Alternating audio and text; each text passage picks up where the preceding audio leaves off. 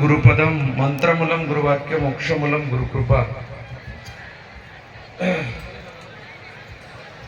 या ठिकाणी असा अवर्णनीय ज्याचं आपण शब्दानं वर्णन करू शकत नाही असं निर्वाणीचा मार्ग संत महात्मे दाखवून देतात। म्हणून या संतांची देणे कल्पतरुणी दुने परिसा परिसा जागवणे चिंतामणी ठेंगणा। कारण परिस लोखंडाला लागलं तरच लोखंडच तेवढं सोनं होते, पण संत महात्मे सगळ्या जगालाच सोनं करून सोडतात।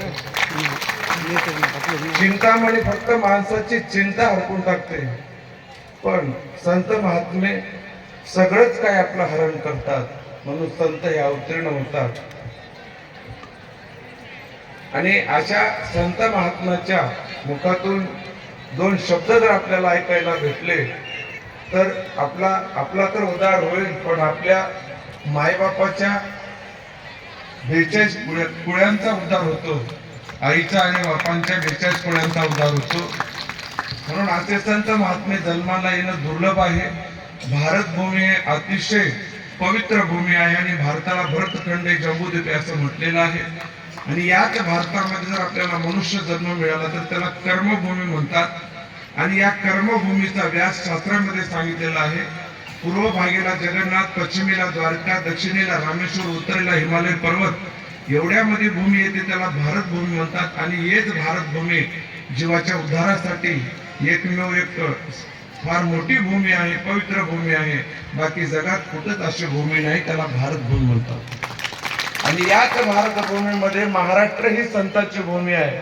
म्हणून या महाराष्ट्रामध्ये अनेक असे संत महात्मे जन्माला आले, जसे मनमथ स्वामी, जगद्गुरु तुकोबाराया, ज्ञानेश्वर महाराज, सद्गुरु बाळगीर महाराज। तसेच एक अवतारिक पुरुष आपण फक्त ऐकत होत्या की बाळगीर महाराज अवतार झाला, आम्ही काही बघितलं नाही। जगद्गुरु तुकोबारायांचा अवतार झाला, पण आम्ही स्वतः आमच्या डोळ्याने बघितलं नाही। परंतु आता बाळगीर महाराजाच्या रूपामध्ये श्री व्यंकट स्वामी महाराजांचा अवतार झाला, हे मात्र आम्ही त्यांचं स्वरूप बघून आमच्या डोळ्याचे पारणे फिटले। यापेक्षा दुसरं जगात काही नाही। अद्यापि सह्याद्री पर्वती देवादिकांचे भार उतरती, अनंत ब्रह्मांडाच्या देवता धावती, अवधूत मूर्ती पाहूया।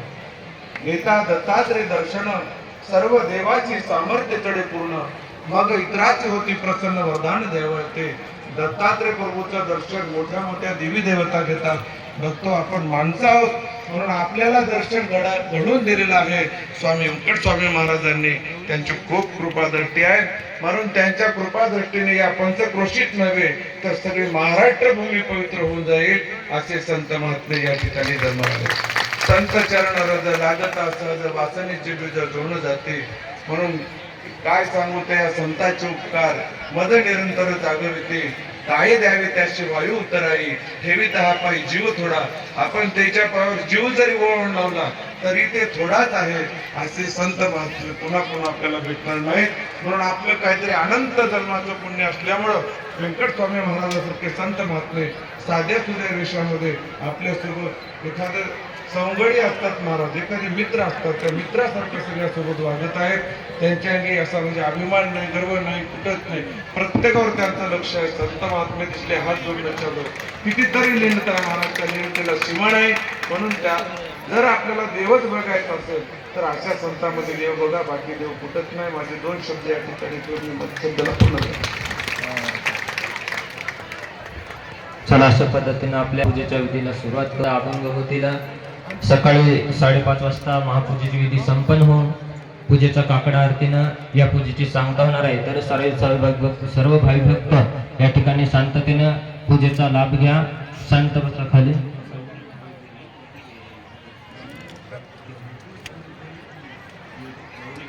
गिरी उद्धवगिरी, गौरी उद्धवगिरी ही छोटीशी मुलगी या ठिकाणी हरवलेली आहे।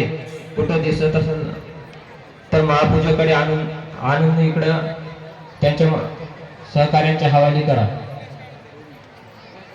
गौरी उद्धवगिरी तिच्याकडे हा गौरी कुठे असेल तरी इकडे पूजेकडे येणे। गौरी